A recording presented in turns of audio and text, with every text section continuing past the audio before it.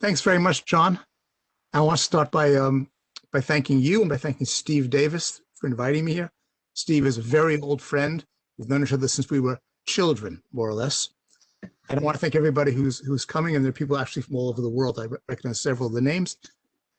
And I should start also by doing the one thing you're never supposed to do, which is to criticize or make fun of your host. But John, we don't say Texel. Oh, we say Texel. Sorry about that. And you who live in Texas should know that. Anyway, it is Texel. It's a Dutch word, and yeah. So,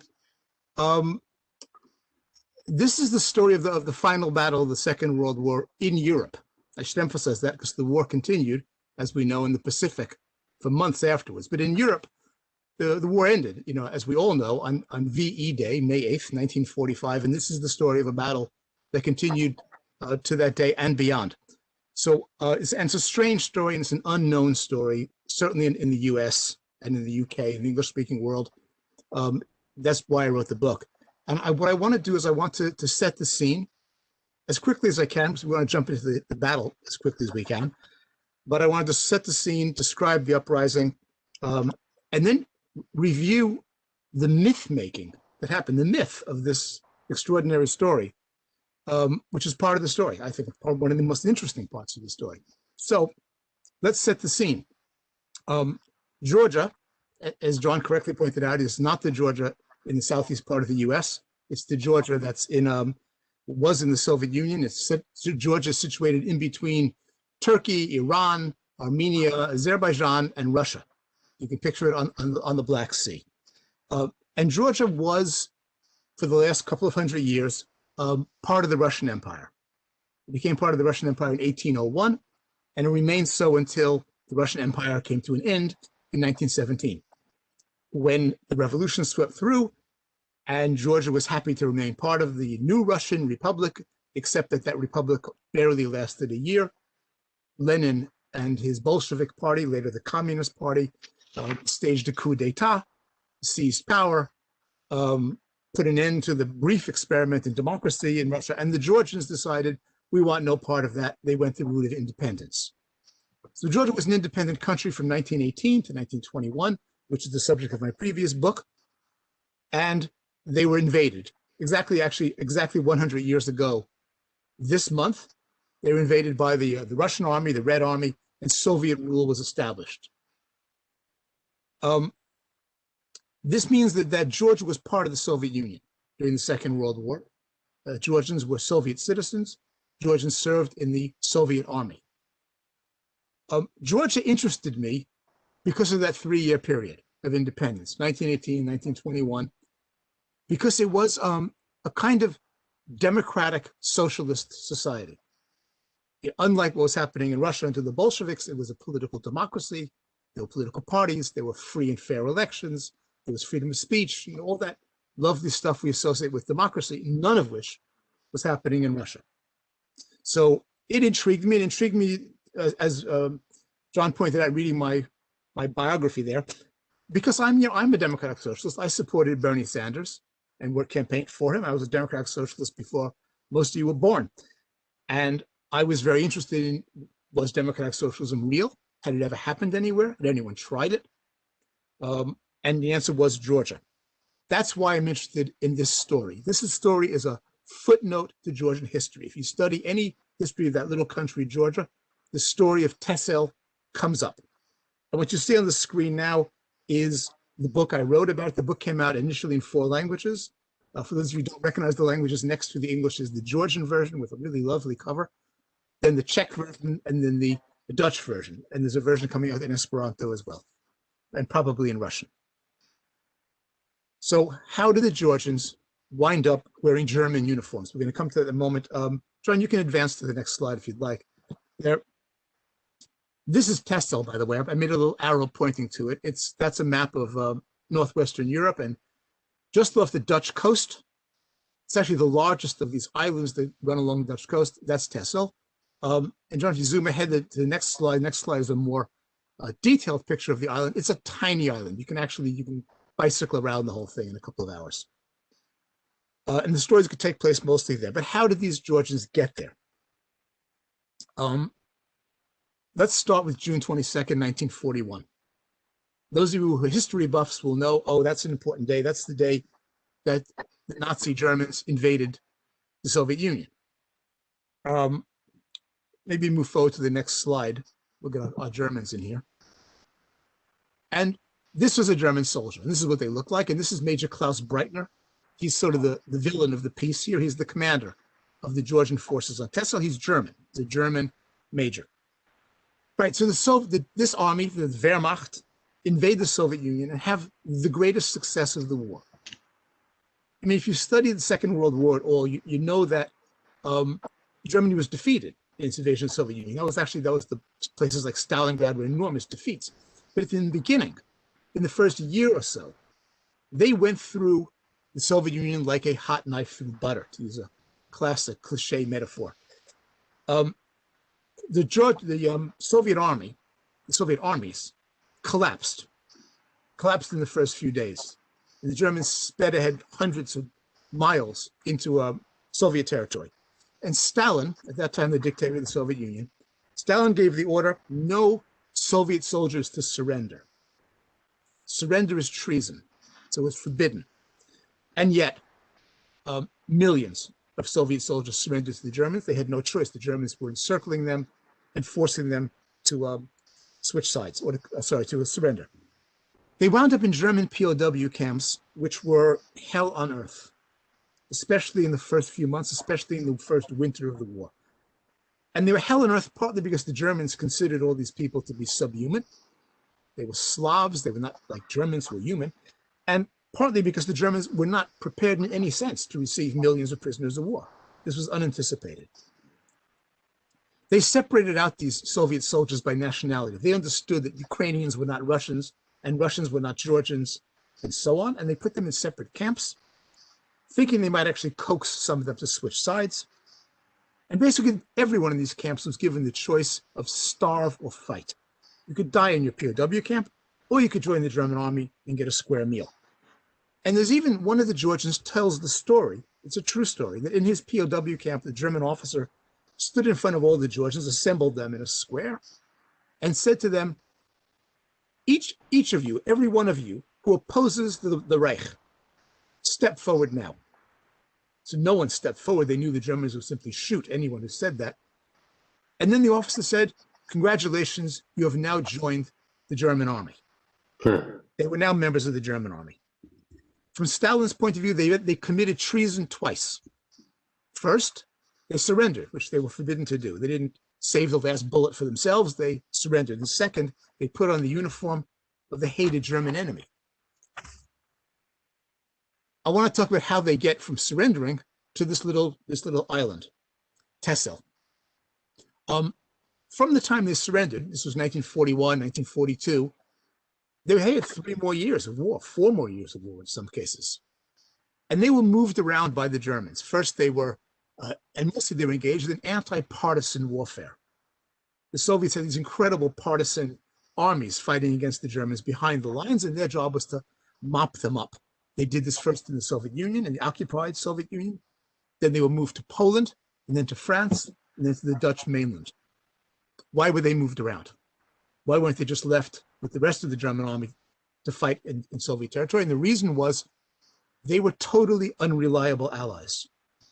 Totally unreliable. And the one German who sort of understood this was actually Hitler. Hitler himself. Hitler used to have these little conferences where he would talk at his generals and his acolytes and would tell them, would pontificate about everything in the world, culture and military affairs and politics and history. He knew very little. He was a self-taught fool and understood very little about a lot of things, but he actually nailed the Georgians. He said, I don't trust them. I don't trust them, and we shouldn't trust them, but they allowed them to be in the army, and he actually turned out to be right. At the first opportunity, the Georgians would defect. They'd return to the Soviet army if they could. There were many famous cases of whole units of Georgians running back across the lines and rejoining the army. and so on. By the time they reached the Netherlands in 1944, they knew the Germans were losing the war. D-Day had happened, the Allies were on the march, and they decided we could rise up, we could stage a mutiny, an uprising, and we could help the Allies. We could help win the war. And if we do that, maybe Stalin will forgive us. Because they knew they'd be going back to Russia. They knew that because the Allies had announced that. They had agreed on that every Russians, every Soviet citizen captured would be returned to the Soviet Union by the Allies. They knew that. And they decided the Netherlands, they would organize an uprising and they would march on Amsterdam and they would liberate Amsterdam, these Georgians and their friends. They decided it was a crazy plan. There weren't very many of them. And they discussed this plan with the Dutch Communist Party, which, as John indicated, I would mention in this. The Dutch Communist Party desperately wanted the Georgians to take their guns and start killing Germans as soon as possible. They wanted this for a few reasons. The two main ones were, the less important one was they hadn't done very much, the Dutch communists, as a resistance movement. We think of the resistance movements in Europe. We think of the French resistance or the Polish resistance, sacrificing lives, killing lots of Germans. The Dutch didn't really do very much of that. And they were being, backed by the Soviets, but they weren't showing much for all the support they got from the Soviets. But the more important reason was from August 1939 to June 1941, the first 2 years of the war, the communist parties everywhere in the world supporting the Soviet Union stopped attacking the Germans. The Germans were Soviet allies for the first 2 years of the war. And the Dutch, like everyone else, condemned the war, didn't support the British, didn't support the French, were neutral regarding the German Nazis. It was extraordinary treason, betrayal of everything they had believed in. And they were embarrassed, having had this period in their history, and they wanted to show at the end of the war, of course we're anti-Nazi, of course we want to see Germans killed, and here were these Georgians keen to do it. So the Georgians arrive on the island of Texel. John, can you move to the next slide? Yes, sir. There you go. So this is a picture of some German soldiers posing on Texel. You can have a few of these now. John, we can start moving through these one by one. These Germans look very happy on this island. I mean, look at this picture. Pause for a minute. They took color photographs of themselves, drinking their beer, eating, hanging out on the beaches. This was the best place. In 1944, 1945, to be a German soldier here was heaven, because the rest of them were being slaughtered all over Europe. And these guys were having a great time. They had food, they had sunshine. It was lovely. Can we have the next slide? Here's a German soldier actually napping, photographed napping in color. These photographs are from the archives of the Texel Historical Society. I found these extraordinary. During the war, there were German soldiers who were having such a relaxed life. They were totally not on guard. What was there to fear? The Dutch were not going to kill them. When the Allies finally came, they wouldn't slaughter them. And the Georgians, who were among them in their hundreds, were their allies. The Georgians were their, they were their comrades in arms. They shared the same barracks. They were fighting on the same side in the war. So of course they were taking naps and getting drunk. We have the next slide, John. And before the Georgians arrive, this becomes a surprise to some of you. Hitler had a kind of United Nations of his own. He had a multinational army. He had armed forces from all over the world on the Nazi side. So this is before the Georgians arrived in Texel. He had Indians there from India. Why were they there? Because they were fighting against the British Empire. There were a number of Indians who joined the German army. So here they are in their turbans. It's extraordinary. Scenes like this. So this is what you had on Texel, and they were replaced by the Georgians. Here's the next slide. This is a picture showing Georgian and German soldiers together. There's a Georgian there in traditional Georgian uniform, and the Germans in their quite familiar German army uniform. This is an important kind of photo because there's a bit of denial taking place in Georgia today among some people, some historians, that there ever was Georgian collaboration with the Nazis. Some people would say, well, we never worked with the Nazis, we're prisoners of war. Well, we'll come back to this. This is an important photograph for this. I should point out that the island of Texel, where you saw these Germans relaxing, was tiny and peaceful. It was part of the Atlantic Wall. It was going to be a barrier to the Germans, taking control, to the Allies invading Europe. It was so peaceful, so quiet that actually Dutch people sent their children for safety to Texel during the war. They'd be well fed and cared for. They were in no danger to their lives because this was the safest place in all of the Netherlands and one of the safest places in Europe. during the war. Read the next slide, please. So these are the Georgians at Texel. And look at this photograph. It's kind of an interesting picture. This man's name is Shalva Loladze. He was an officer in the Red Air Force, in the Soviet Air Force, who was shot down, I think in 42, captured by the Germans. And because he was an officer, he was given officer rank in the German army. That's a German army uniform. You ever seen a war movie at the Second World War? You can identify instantly. He's not in a Soviet uniform. He's in a German uniform. And yet, there are Georgians today who insist these guys were prisoners of war. They never served in the German army. But here he is. He's dashing with his mustache, posing with pride as a German officer. So everything on Texel was fine. The Germans having a great time. The war was about to end. It's already now April 1945. The war ends in May. Everybody knew the war was ending. So why was there an uprising at all? Can we have the next slide, please, John? These are the Georgian soldiers. I think there's some Germans in the picture as well. They're relaxing as well. They're also having a good time. There's no reason to have an uprising. So what happens? What happens is the German army, which is being routed in Europe, is fighting its final defensive battles on the borders of the Third Reich in the Netherlands, and actually in the town of Arnhem. If you've ever read the book or seen the movie A Bridge Too Far, Arnhem will be familiar to you. And they were fighting a desperate battle in Arnhem, which they were going to lose. The British and Canadians, not the Americans. The Americans weren't really involved. This was a British and Canadian fight. We're about to take Arnhem. And the German army gave an order to Major Breitner, whose picture we saw earlier, take half of your Georgians. And there were something like 800 Georgians. Give us 400 Georgians. Come over to Arnhem and join the fight. These guys, when you look at this picture of them, these guys did not want to go to the Netherlands to fight the British and the Canadians in the final days of the war. They wanted to survive. They wanted to end the war like this in the sunshine and then go home. But Breitner convened the Georgian officers in the afternoon of, I think, April 5th, and he said to them, I want all of you ready tomorrow morning at dawn. We're getting on our little ferries and boats going to the mainland. We're going to join the fight for Arnhem and get ready for battle. And they'd never done battle against the Allies. The Georgian officers, of course, said, absolutely, whatever, of course. And then they all went off to a little wood, not unlike the wood in the background there, maybe even that same wood. And they met at night, that very night, and said, at 1 o'clock in the morning, 0100, we begin Operation Day of Birth. Operation Day of Birth. And that's when we're going to rise up and we're going to slaughter the Germans. We're going to kill them all, and we're going to take control of the island. We're going to liberate Texel. Can we have the next slide, John? Yep. So you may say, wait a minute, this is after the battle. Where's the battle pictures? Well, there are no battle pictures. Nobody was taking pictures of what went on. So I'm going to describe it, and then at the right moment, we'll show more pictures. This is a posed photograph of two Georgians after the battle. How do you take on a German garrison from within and do it successfully? Well, one thing you have to do is you have to do it silently. You have to kill as many Germans as you can without making noise. So they decided they would use their bayonets and their knives and their shaving knives, and they would cut the throats of the Germans while they slept. Remember, they stayed in the same barracks, in the same bunkers as the Germans. So when I read shaving knives, what's a shaving knife? We've grown up with our little, Gillette Mach 3 and the other kind of modern safety razors. A shaving knife, and I saw one of these in a museum in Moscow, is a terrifying thing. It's a razor-sharp blade. You can actually cut someone's throat with it. So using their shaving knives and their bayonets, at 1 o'clock in the morning, they began to slaughter the Germans.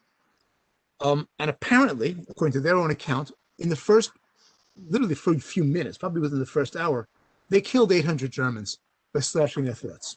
Wow. I say 800, I meant 400. They probably killed more Germans in the first hour of their uprising than the Dutch resistance killed in the entire war.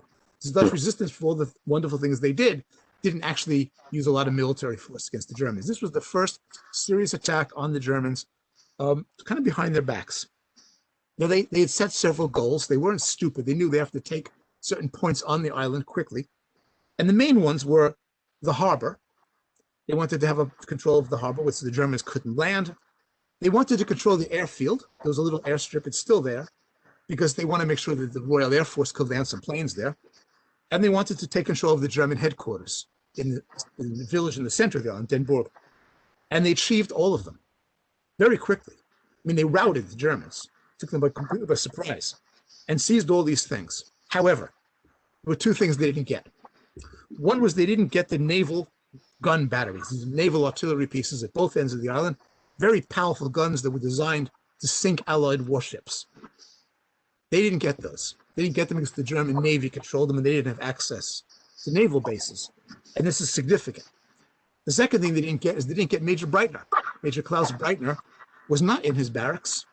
In his own account, he said he had some medical issue and he needed to be resting somewhere else. But as all the islanders will tell you, when you visit Texel, he was with his girlfriend, his mistress.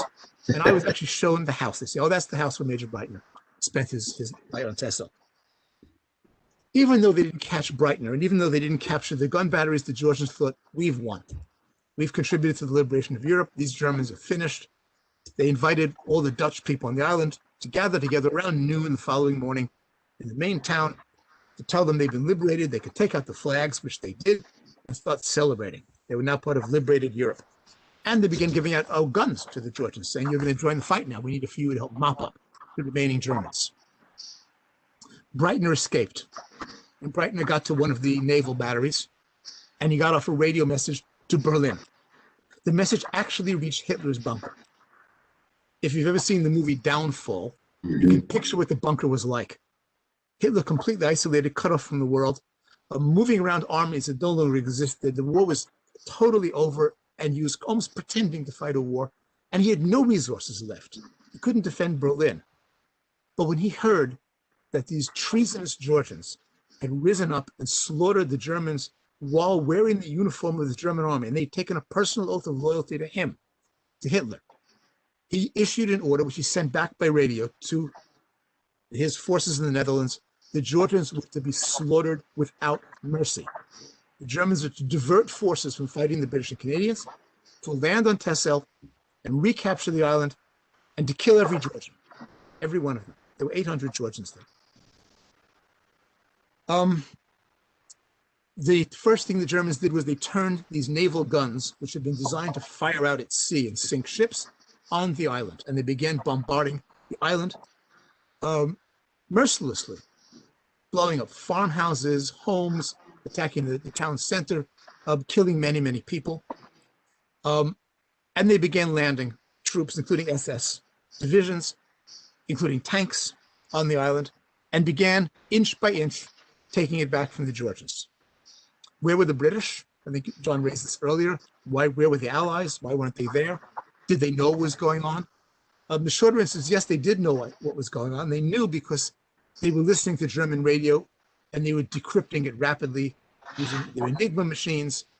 I've actually seen and held in my hand these translated and decoded documents from the Germans literally hours after this had happened, telling the Allies exactly what had happened. They knew what was going on. Why didn't they land a plane, send over a few soldiers? The Germans would have surrendered to them instantly.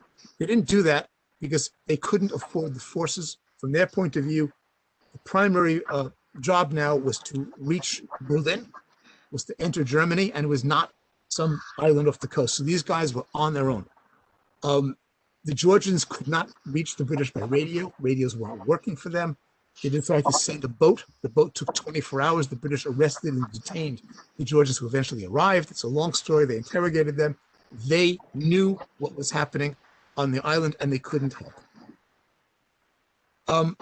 Loladze, who we saw earlier, the dashing commander of the Georgians, was one of the last to die. His men were being slaughtered. They were racing around the island, hiding in ditches, hiding in farms, hiding in the few woods that they were, hiding in the dunes, the sand dunes, and so on. Loladze was eventually found in a farmhouse. It was set on fire. They kept setting these buildings on fire, so they didn't want the Georgians to shoot at them, and he died there in a ditch. The Germans didn't even know he had died.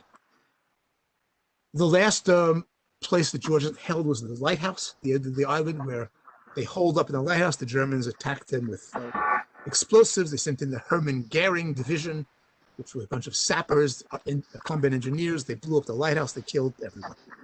I've done this very quickly, but this is the whole story in a nutshell. The Germans came and inch by inch retook the island from the Georgians. And the Georgians never stopped shooting at them. was a war of attrition. It was a guerrilla war by the end. The irony is the Georgians, who had engaged in anti-partisan warfare in Europe, had themselves become partisans. They fought like guerrillas against the Germans. By the end of the 800 Georgians, 228 survived, and 572 died in the Battle of Texel. There were 89 Dutch civilians were killed, pretty much all of them by the Germans. Of the Germans, we don't know how many died because the Germans didn't bury them on Texel. They took them to the mainland. We believe it's over 2,300. So for every Georgian who died, 5 Germans died. It was quite a ferocious battle. No one took prisoners on either side. When Georgians did surrender on the rare occasions when they raised their arms, the Germans made them strip off their uniforms, saying you're not allowed to wear the uniform of the German army. They disgraced it. They made them take off the uniforms, then dig their own graves, and then they shot them. This fighting continued until the 5th of May, which was the day the German forces in the Netherlands surrendered to the Allies. And it didn't stop. And it continued until the 8th of May, the day the German forces surrendered across Europe, and the war ended, the E-Day. And it kept going for 12 more days after that, till the 20th of May, when a couple of Canadian officers landed on the island just to see what was going on. And they couldn't believe what they found. The Germans were terrified, desperate to get off the island. They were being shot at all the time, fearful that they lost control. The Georgians wanted, the Germans of the island wanted to go home. The Canadian commander wrote in his war diary, "I found a musical comedy situation on the island." That's how he described it, a musical comedy situation. The next slide, please, John. This is what Texel was looking like after these 6 weeks of fighting. The Dutch farms were largely blown up, set on fire, and destroyed. The next slide, please. And this was what was found in the pocket of Loladze, the Georgian commander. It's a map of Texel, and there are bits of it that are actually stained with his own blood. I found this in a home in Georgia. It was held by his colleague, Artemidze. The Canadians were impressed with the Georgians. They believed they really had fought ferociously and heroically against the Germans, a tremendous cost to themselves. And the Canadian commander, the commanding general, wrote a letter to the Soviets saying, we don't know what your plans are with these guys, but they're our allies. They fought bravely. They contributed to the war effort. We love them. Please be nice to them. And then General Eisenhower wrote the same letter. Eisenhower himself wrote to the Soviet command saying, we've heard the story what these guys did. They're our allies. Treat them well. Do not punish them when they get home. Now we come to their return home, repatriation. Russian soldiers, Soviet soldiers who were found wearing German uniforms were not treated well by the Soviet leadership. They were often killed on sight or taken back to the Soviet Union where they'd go to the Gulag or were shot. The most famous case was that of General Vlasov, who commanded something called the Russian Liberation Army, part of the German army, captured in Prague. He and all his officers were taken back to Russia, put on trial, court-martial, and they're all shot like traitors. These Georgians could not expect that repatriation was going to be a lovely homecoming. It wasn't. However, that's not what happened to them. What happened to them was they stayed in the army for a little while when they got back to the Soviet Union. A couple of them, a handful, were sent to the Gulag, but they were quickly released. Almost all of them returned home to their families in Georgia. Artemidze, who was the deputy of Loladze, who survived, went home to Tbilisi and studied law and resumed his life, got married, and so on. Read the next slide, please, John. The Canadians found mass graves of the Georgians who had been killed. They were simply thrown in pits. And here's a photograph one of the Canadians kept. One of the Canadian soldiers kept this photograph of Canadians digging out these graves on the beaches of Texel. The final battle here that I want to talk about a little bit briefly is the battle for historical truth. Because the story that went on, which is what I told you now, is a fairly simple story. These were POWs who became soldiers, who put on German uniforms and then mutinied. That's the story. But the Soviets told a different story about Texel. Can we have the next slide, please? This is a film made in 1968 in English called Crucifixion Island. I don't encourage you to watch it. It's a terrible film. But it's a Soviet propaganda film about Georgians, and it shows them as prisoners of war who somehow, miraculously got hold of weapons, as if prisoners of war were routinely given weapons, and rose up against the Germans heroically. In other words, they were Soviet heroes. And this mythology about them began in 1945. And they created this cemetery, which I'll show you in a moment, a beautiful cemetery for them on the island. And every year, on the anniversary of their rebellion, Soviet officials would come to the island and lay wreaths and plant flowers, and you give them statues and hail them as Soviet heroes. They lied about what had happened here. Can we have the next slide, please? If you go to Texel now, you'll see all over the island German bunkers. They actually apparently made, including one-man bunkers, hundreds of these. They desecrate the island. They're really in every woodland and all over the beaches, these horrible bunkers. Can we have the next slide? I mentioned Artemidze. He survived the war. He went back to Georgia. This is his grave with his picture on it. And the entire inscription in Georgian talks about his heroism on Texel. And he's one of the people who originated the myth. He famously said, it's quoted everywhere in the journalism about this. And there's headline stories about him that say, my uniform was Hitler's, but my heart belonged to Stalin. And they all claimed that they were loyal communists all through the war. They could not wait for the opportunity to kill Germans and return as heroes to the Soviet Union, when the reality was they had served for 4 years in the German army loyally. The Dutch communists, I mentioned earlier, played a key role in creating this mythology. They wanted everyone to believe these were great, loyal communists themselves, these Georgians, and they were heroes, and so on. Now, the most extraordinary thing, I think, about the whole story of this mythology is that it persists to this day. There's a former Georgian president you may have come across named Saakashvili. He was president the last time the Russians attacked Georgia in 2008. Saakashvili visited Texel in 2005. It was the 60th anniversary of the uprising. He went with his wife, who was Dutch. What was called a private visit. So it was private, accompanied by high priests from the Georgian Orthodox Church and teams of, television journalists and politicians. His private visit, and he gave a speech there where he told the entire story as the Soviets told it. Saakashvili was not a communist. He was a post-Soviet leader. And yet the mythology survives. The mythology the Soviet regime created was still believed by these people. It's, to me, the survival of this myth of Texel is, I find, amazing. And the annual ceremonies continue, and the cemetery is kept up beautifully. Can we see the next slide, please? Mm-hmm. And lo and behold, here it is, well timed. There's no gravestones. They just planted rose bushes, one for each of the people there. These are all the Georgian graves. I went there and spent some time, and it's a really beautiful, tranquil place. It makes you sit there and you think about what happened. What I tried to do in my book, and I'm going to end on this so we can have a discussion about it, is I wanted to understand what happened on Texel and why it happened. I wanted to cut through the myths, and there are plenty of myths, to find out the truth of what happened in the Texel Uprising. And I think, to a degree, I succeeded in doing that.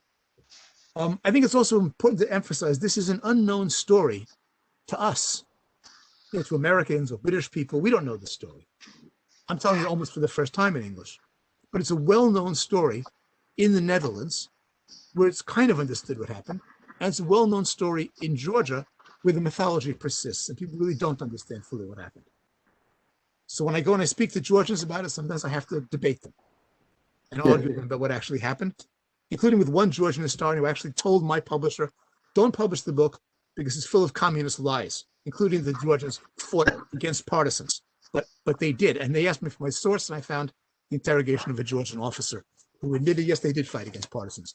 So what we're trying to do here is to rescue historical memory, cut through fake news and fake history, and show what really happened. Can we have the last slide or two? I don't know how many more there are. Just a picture of the book and a mention of what's going on. And John, and the final slide is after this one, I think. And this is a website with more information about the book and the story.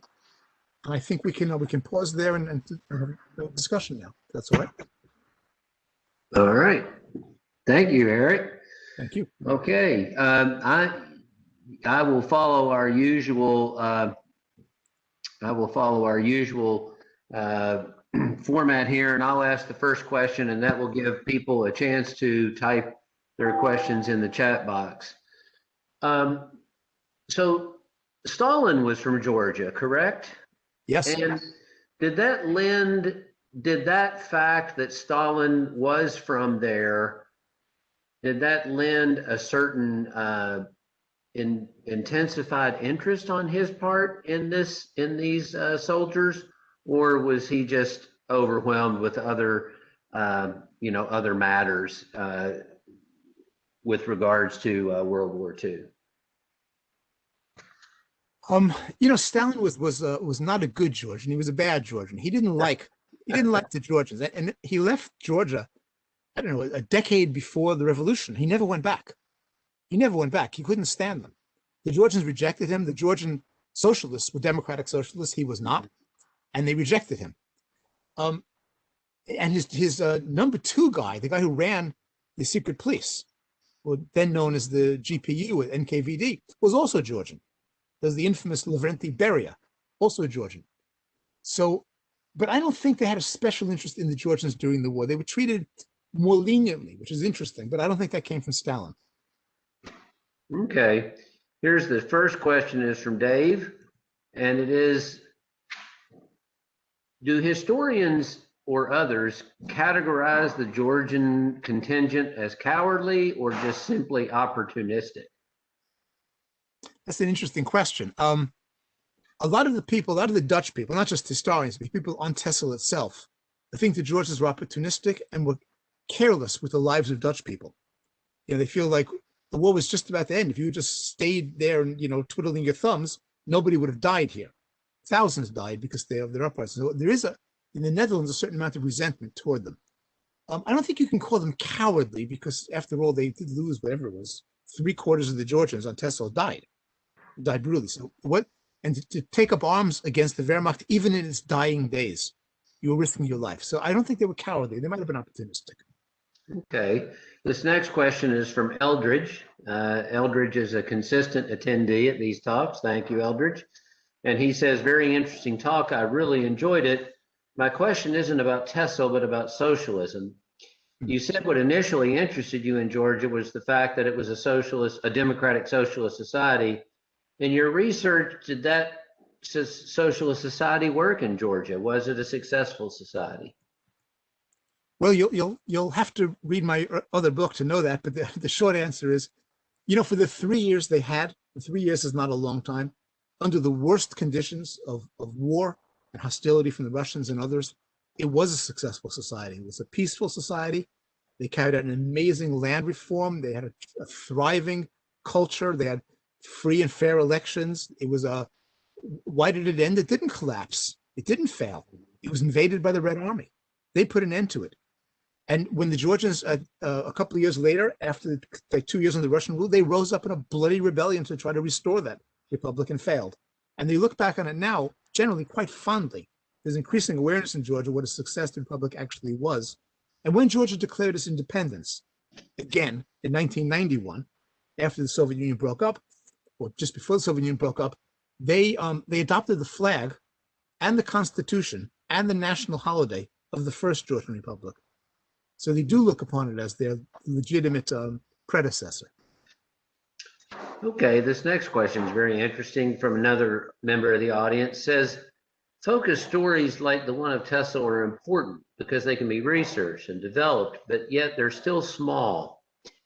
And this person wants to know, how does the Texel story give us insight into the bigger, broader issues of World War II? Well, it gives insight into quite a few of them. First of all, it raises the question, someone pointed out that what happened in the first days of the German invasion of the Soviet Union, the fact that so many millions of Soviet soldiers surrendered and so many hundreds of thousands, maybe more, put on German uniforms, were happy to take up the German side, speaks about the bankruptcy, the moral bankruptcy of the Stalin regime.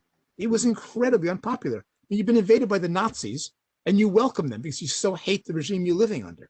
So that in itself is enormously important.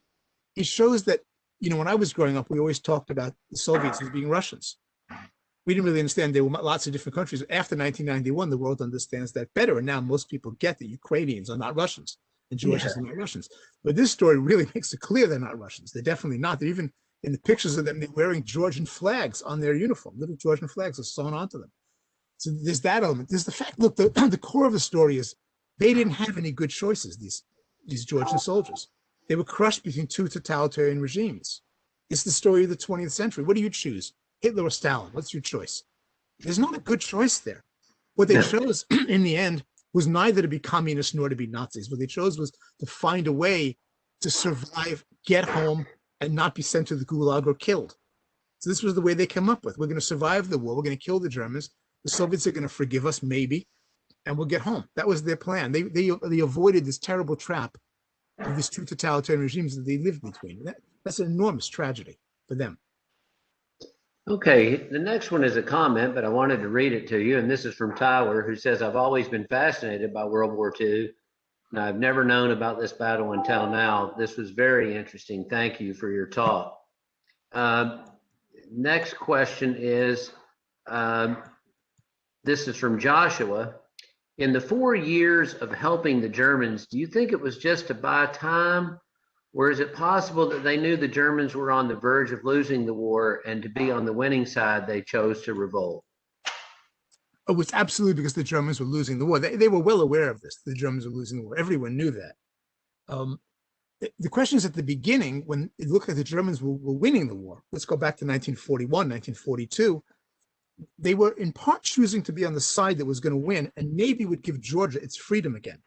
This was a belief that was held particularly by the emigre Georgians who were living in Germany and France, who thought, oh, maybe the Germans will do this, and tried to lobby the Germans for that. And the Germans talked a bit about this, that they would liberate certain Soviet nationalities from Russian rule. We don't know if they were serious or not, but it was a way to get people, Georgians and others, on their side. So there were some who were happy to be on the German side when they were winning, and were not happy to be on their side when they were losing. Oops, now I can't hear you suddenly. Sorry about that. I was just encouraging people to ask more questions. We've got some. Here's another question from an audience member. If this battle tells us about about World War II, what does it also tell us about how history gets written and rewritten? Yeah, well, it tells us a lot, doesn't it? Yes. When I was researching the story, it only came late in the research that I realized about all the myth making going on. There's actually a guy, a Dutch author, wrote a terrific essay about this that quite influenced me, because I didn't know how much people were making up and just to serve their own political interest. And this story has been told in many different ways. Major Breitner himself, who survived the war, it's incredible somebody like that actually came out unscarred, the German commandant. He also went about myth making. He claimed that he was beloved by the Georgians. He was a really great commanding officer, that they would bring him gifts, that he would take his Georgian orderly with him when he'd go on his vacations in Germany, and he would spend time with the family, the Georgians are part of this, and blah, blah, blah. All this ridiculous mythology, and how they betrayed him personally, how upset he was about this. So he had his own mythology. And, so, I mean, everybody told stories that serve their own interests, and historical research often means looking at competing stories and trying to figure out which one is true. Yeah, that's a really good point. Do you, this is just my own question, do you think, I'll take a liberty being the host here, has Putin himself commented on this story at all, ever? Has he mythologized it in any way? Putin, and not as far as I know, though I imagine, because he sticks fairly closely to the kind of Soviet line on history, right, the Second World War, he would probably think that this film, Crucifixion Island, was a pretty good film. That'd be my guess. Yeah, I would agree. I think you're absolutely right about that. Okay, next question. Was the Georgian battalion assigned to the anti-partisan duties only in areas where they, as Georgians, had animosity towards partisans? Oh, no, not at all. Not at all. I mean, they were in Poland and they were in France, and they had no animosity toward anyone. Georgians have an animosity toward Armenians, and to a certain degree toward Azerbaijanis, but not the French or Polish people. They were considered, they didn't want them near the front lines where there could be other Georgian soldiers on the other side. And there were stories that initially they were on the front with Georgians who were on the Soviet side and Georgians who were on the German side. And they would broadcast with loudspeakers messages to each other, including insults about each other's mothers. This was quite common at one point in the war. They realized the Georgians in the German army had to be moved further away from that because it wasn't good in any. So they took them to places where they had no interest at all, like Poland. Okay. All right. We've got time for a couple more questions. So type those in, please. The next question is, why did Hitler take such a particular interest? Can you talk about that in this revolt? Can you talk about that a little further? Well, here I'm guessing because we don't have Hitler's, views from that period in any detail. Look, he had suspicions all along about his own generals, right? And had an ongoing problem with the German army, which expressed itself most forcefully in July 20th, 1944, when his own commanding officers tried to kill him. And then he ruthlessly executed large numbers of his top generals, never trusted them. To Hitler, members of the German army, soldiers in the Wehrmacht, swore an oath of personal loyalty to the Fuhrer. This was unheard of. I mean, even the Soviet army, they didn't swear an oath of personal loyalty to Stalin, as far as I know. I mean, you expected to be loyal to Stalin, but it wasn't a personal thing. Yeah. A soldier in the Wehrmacht took an oath of loyalty to their commanding officer, to the Fuhrer. And to him, this was betrayal of the worst kind. This is exactly like what the plotters of July 20th, 1944 did. And he showed no mercy to any of them, wanted them all killed. Anyone who was even hinted at might have been disloyal to him in the army, like Rommel. There was never convincing evidence that Rommel was involved in trying to kill Hitler. Even the slightest whiff that he might have somehow been sent, supportive of the plotters, meant he was persona non grata and would have to die. So these Georgians had crossed the line. They'd taken up arms against the German army while wearing German uniforms. That was unforgivable to Hitler. Yeah. Okay, the last question. Okay, hold on. We've got two more questions, if that's okay. This is from Joshua again. And this is an interesting question. I think you'll like this. How can students in universities reach this type of material to come to their own conclusions through investigation? I mean, what do they do about that? Well, if you're at a university in Texas and you're in lockdown and can't travel, there's not that much you can actually do about it at the moment. I learned when I did this book and my previous books, I spend my time in archives. There's nothing like actually holding the paper in front of you.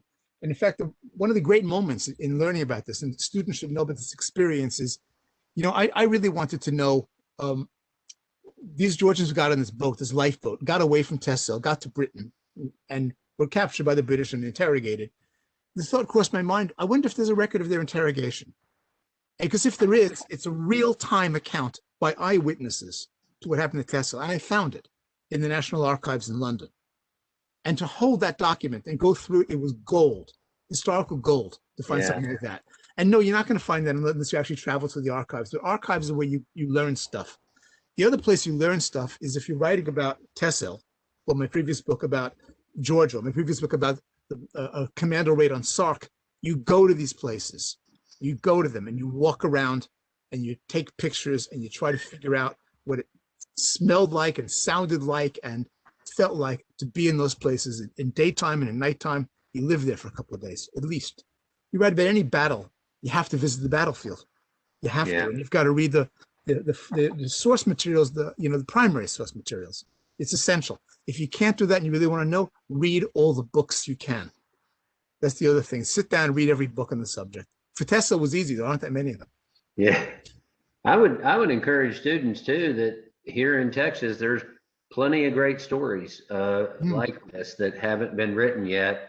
And you've just got to somehow be curious and find out about them, and then go to the archives. And, this isn't a mystical thing that Eric is doing or that historians are doing. It's just taking an interest and doing the research and the writing, and you're capable of it too. Okay, the next question is from Kendria, and he wanted to know, excuse me about that, what was the ratio of Georgians to Germans in terms of the uprising? How many Georgians to Germans when that uprising started? I don't exactly know the answer to that. I think probably if you count just the Germans in the army, not the Navy people, it was probably almost equal. Okay. We know there were 800 Georgians. We know they killed 400 to 500 Germans the first night, but not all of them. So could have been 800 Germans, 700 Germans, something like that, probably similar. But there were German naval units that the Georgians couldn't access. And that was what destroyed them ultimately. Okay, the last question I'm going to leave to your friend Steve Davis, and since he's an alternate host, he can actually say the question aloud. Okay. Yeah, so Steve, just go ahead unmuted and ask that. your question. Just unmuted for that purpose. And Eric, I know you've been going through a pretty strict lockdown and we can't travel right now, but I thought it might be kind of a vicarious pleasure. Can you just tell us what it would be like if you just wanted to go to Texel, for a pleasure trip now? How would you get there? Where would you go? What would you do for fun in terms of a hotel or a cafe or whatever? Could you just kind of walk it through that? Let's kind of salivate over the prospect of doing something that would be that much fun. Wow. I did go to Texel when I was researching the book, and I went there for, I think, about a week. I stayed in a B&B, did an Airbnb experience in the main town. Took a bicycle around the island, discovered how unfit I was to ride a bicycle. Linked up with one of the local historians, an older guy who drove me around the island and showed me all the stuff he wanted to show. It's a beautiful island. It's a little bit flat, and I tend to like hilly places more, but the beaches are amazing. It is quite a tourist attraction. People do go there in droves to see the nature of the dunes and so on. Are quite interesting to see. The food is nice. The people are very welcoming. It's very clean, very safe. And it is bicycle heaven. If you like to cycle, I mean, there are many more cycles than cars, because it's the Netherlands. That's what the Netherlands is like. It's a lovely place to visit, Texel. I'd recommend it. I'm just wondering too how you do that. I'm imagining it's a combination from London, specifically of boats and trains. If you just kind of fill in some of that for us. Yes, from London, I got there. They just begun direct trains from London to Amsterdam. This was something relatively new when I went a couple of years ago. So I took a train to Amsterdam and then changed to a train to a port city called Den Helder. An easy change. And in Den Helder, I got on a ferry to Texel. And then I took a bus into the town and walked and cycled the rest of the time. So it was a combination of a couple of trains, a bus, a ferry, some walking, some cycling. It's lovely, and it was easy to do. Thanks.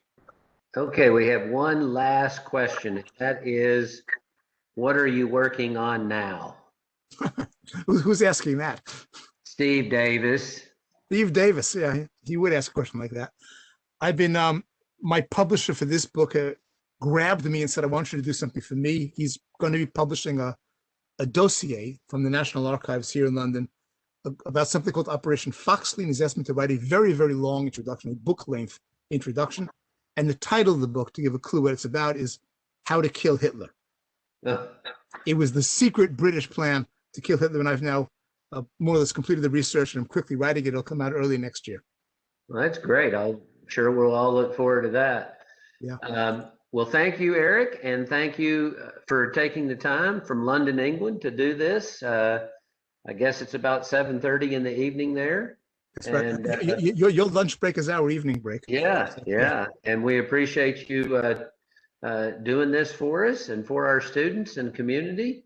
Thank you to all the participants. We will have, this has been recorded, and we will put this on our YouTube channel. So everything's good about that. And there's a lot of thank yous in the chat box. So thank you very much, Eric, and have a good afternoon, everyone.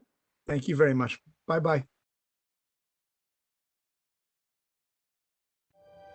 Be sure to follow us on social media at Facebook, Twitter, and Instagram. Like this video, leave a comment, and hit that subscribe button to be notified about our latest content.